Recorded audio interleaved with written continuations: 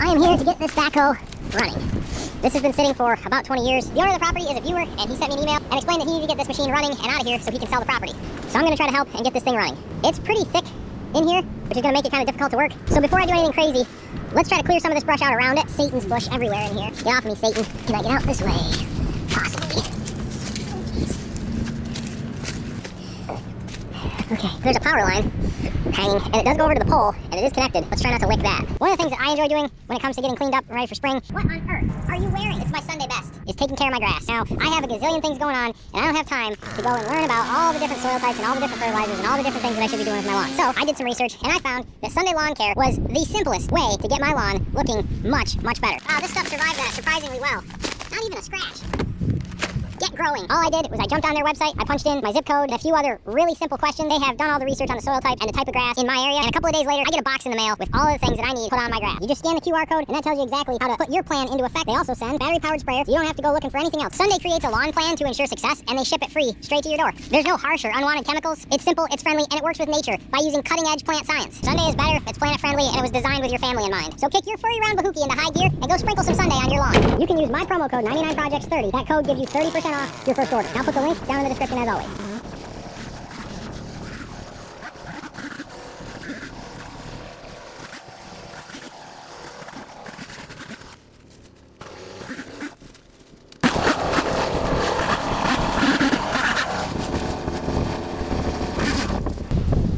That's a lot nicer. I'll be able to work around this. Looking at the cylinders, they're not pitted too bad. There's some down here. Looks like this is a diesel engine. The stack looks like it's been covered, so that's good. And it's got a rain flap. There's something in there. I'll use my gluten-free fuel gauge. Oh yeah. Kind of smells like urine.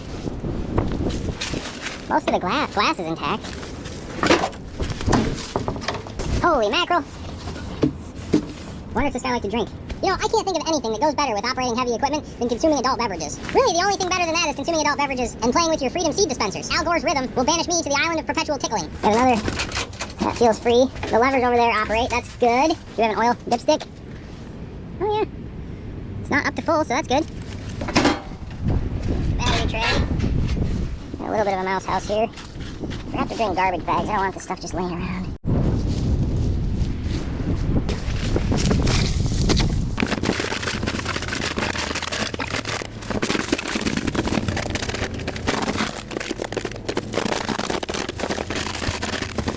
Alright, that's looking a lot better. Oh yeah, smells like rabies in here. Alright, brakes work. I feel like there's supposed to be a clutch pedal here. Where'd that go? Throttle seems to work. Okay. This is the battery box. Guessing somebody tried building a home in here. Clean this up because I don't want that causing a fire hazard. Here's the radiator. And it's wet, but nothing in there. Gotta clean the battery connections. This is a different connection type than this. Let me go hunting around here and see if I can find something to make this work. Found these two lead bushings. I'm not going to make those work. I think this will work. We're just going to make some of this a little smaller and then force it. After a bunch of filing, these will fit. Let's do a little tap test. No arky sparky. Doesn't immediately drive away. Let's turn the fuel on. Now, we need a key, and there isn't one in here. But this is a mechanical engine, so the only electronics going to it are going to the starter. So I can use my trusty I don't have any friends button. At this point, it's also worth looking to see if there's any fuel flowing out. There is not. There's a plastic doohickey on the bottom here. And there's fuel there. I'll let that drain for a second, but that looks like old clean diesel. I'm also going to put some of this fuel ox fuel treatment in here. This stuff is extremely concentrated, though it is recommended that you do not take a shower with this. I've been using this stuff in my pickups for a while now. I also threw some in pocket change. There's actually a noticeable difference running that stuff regularly in my fuel tanks. I'll put a link down below and a discount code you guys can use to save a couple bucks when you buy yours. Alright, we got fuel there, that's good. I don't have any friends button is hooked up, let's see what happens. I must not have something hooked up to engage the starter. Hold please. I have reconfigured myself, sat in a corner and thought about what I've done. This has to be the right wiring configuration. Oh, hey! It rolls over too. Wow. There goes nothing.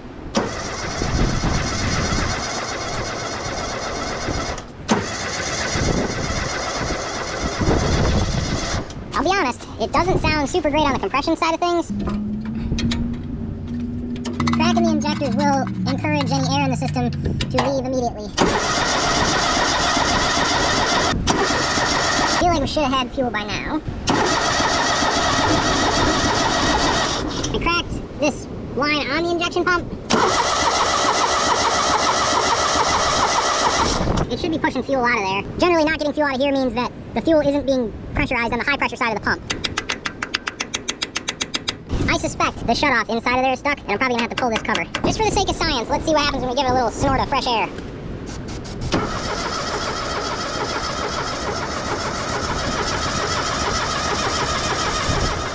Well, that's not good.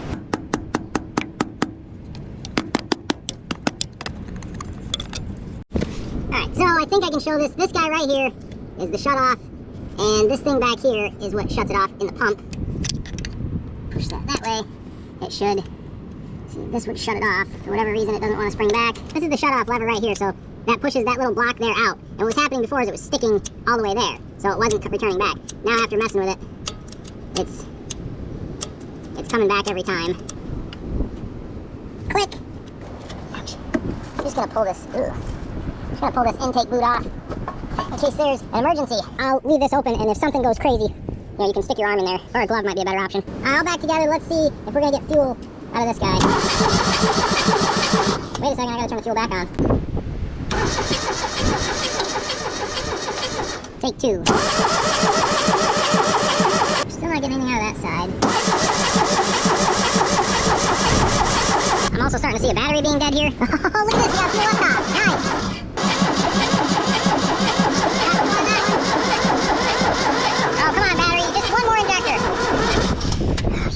Overpriced piece of junk. Don't you make me bring the battery pack out here and put it on 24 volts. I will do it. Ready to start. Gonna have to cut that out.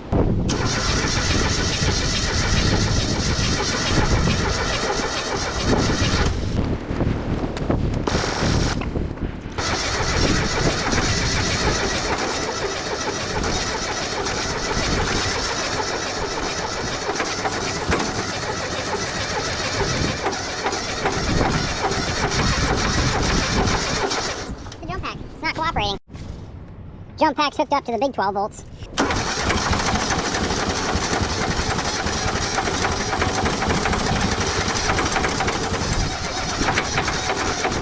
And she's right there. Shh, quiet.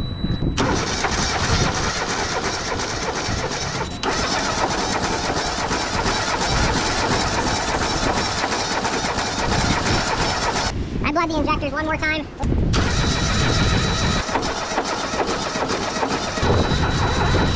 My battery's dead, my jump pack's furious, my GoPro battery's almost dead. I may end up pulling those injectors and shooting some lube down there. I really think it was just low compression, and sometimes a little bit of something down the holes will bring that right back to life. Pulled all the injectors. They look rusty up here, but, I mean, moisture I guess technically can get down there. This one's pretty clean, but the tip has a bunch of carbon on it. This is the Infinity Lube by Fuel Lock. Doing 52 miles an hour on a road that you should be doing 64. I'm thinking RPG. His daily driver is a Subaru. Alright. A week or so later, back out here with this old heifer. Last time I left off here to get my gluten-free hood prop and filled these cylinders with... I put lubricant down the cylinder holes to try to free up the rings if they were stuck a little bit, so throw the injectors back in. Oh. Auction time. In 2017 to move his acres, 192 acres old, and he's consolidating everything, getting everything. If I pay to get 10 persons over the cheapest end, 15 to get 10 Did I buy that? 3684, maybe a little better. 3678. All right, that's what to sell off the way. Look at the size of that duck over there.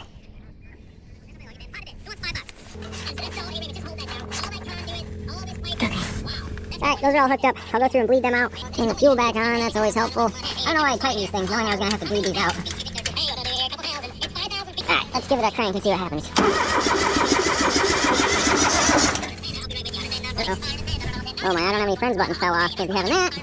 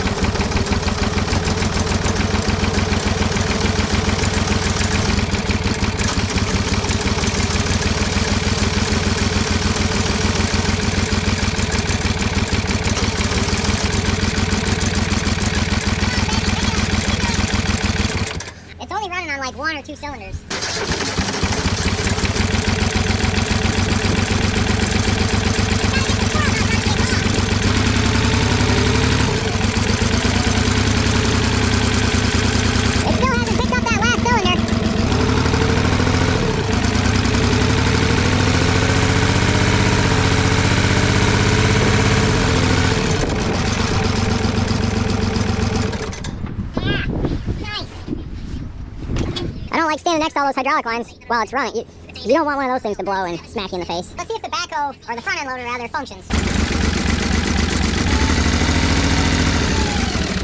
Oh, got a pretty substantial fuel leak down here, but that's not going to slow me down. So right here, there's a pretty good sized hole in this. I think we're puking fuel.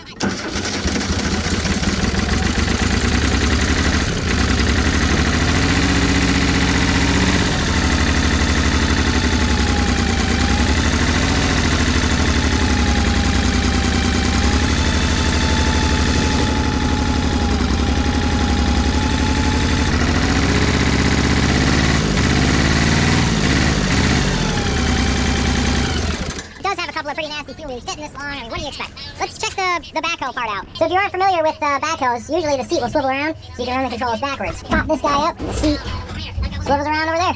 Now we can sit here and run these guys.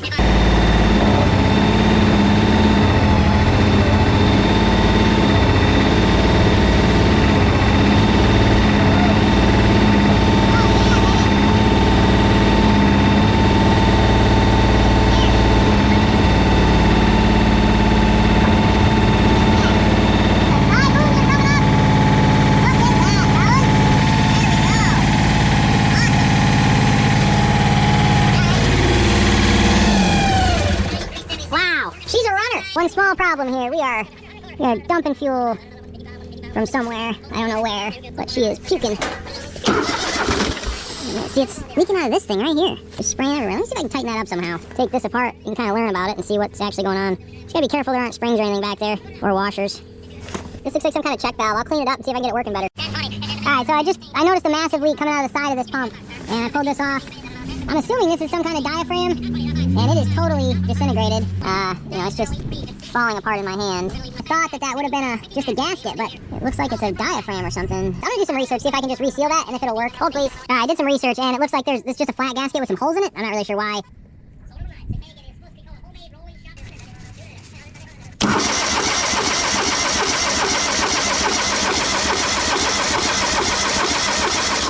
And we're leaking right out the bottom again.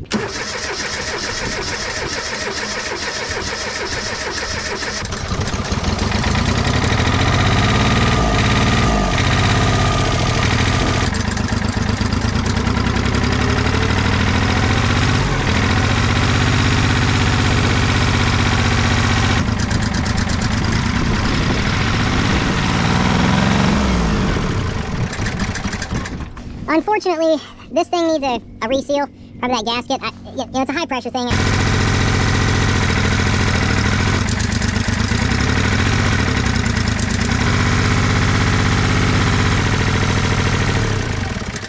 Okay, I think it's worth trying to put one of those gaskets in there, because this thing does run pretty good now that it's kind of up and running, and I would like to see it kind of move out of the spot. I'll go see if I can find a gasket for this. Gaskets have been ordered for this thing. I think I'm going to end this video and make a part 2 on this, getting this thing up and running and moving around and driving. Hope to see you guys on that one. For right now, I'll catch you on the flippity flop.